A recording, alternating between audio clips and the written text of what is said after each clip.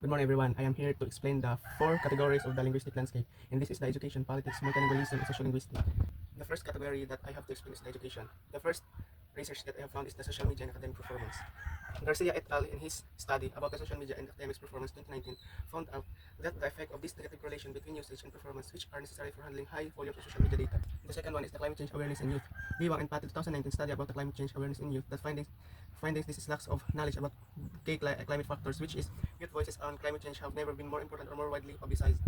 The third one is the impact of social media on language evolution. As a study of Tyler S. and Kim J. 2022 about impact of social media and language evolution, analyzing that social media influence language changes among youth and adults. And the findings of their study is emerging trends in abbreviation and emojis shape modern linguistic practices.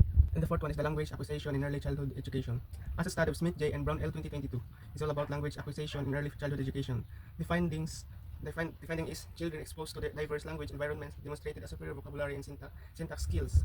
And the fifth one is the role of pragmatic second language learning. As a study of Hamd and Zhang T 2020, that the understanding the importance of pragmatic competence in mastering a second language and the learning with pragmatic instruction outperform peers in real-life communication scenario. And the sixth one is the climate change awareness in youth.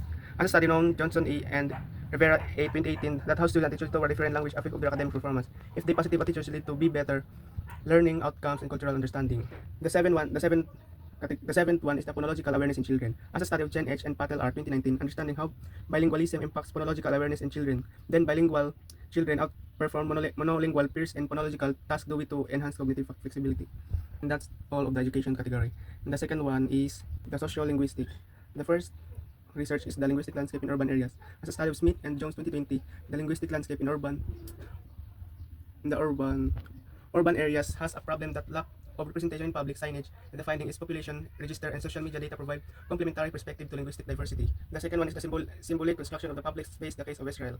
As a study of Raphael E. Amara M. and Camber Heck in 2006, that the symbolic construction of the public space of the Israel case, that Hebrew domination with Arabic and English appear in specific context indicating power relations. The third one is the linguistic language and minority languages. As a study of Senos and Gorter D. 2006, they have investigated the presence the minority language and public signage minority language are underrepresented, affecting their visibility and status. The fourth one is the linguistic language expanding the scenario. As a study of Shumani E. and Gorter D. 2009, they explored a new dimension in methodologies in LL research, which introduces diverse data approach emphasizing in multimedia analysis. And that's the social linguistic category. And the third one is the politics. The first research that I searched in the internet is the linguistic landscape in ethnolinguistic vitality empirical study. As a study of Landry R. and Boris R. Y. 1997, that investigate how the linguistic landscape reflects and influences the vitality of the ethno-linguistic group. The public signage in a group language enhances its perceived vitality and identity. Second one is the commodified language in Chinatown, a contextualized approach to linguistic language. As a study of Lee Man J. and Modam J. 2009, this statement examined the commercialization of language in Washington D. Chinatown. As a result, Chinese characters are used to evoke authenticity of then without functional purpose.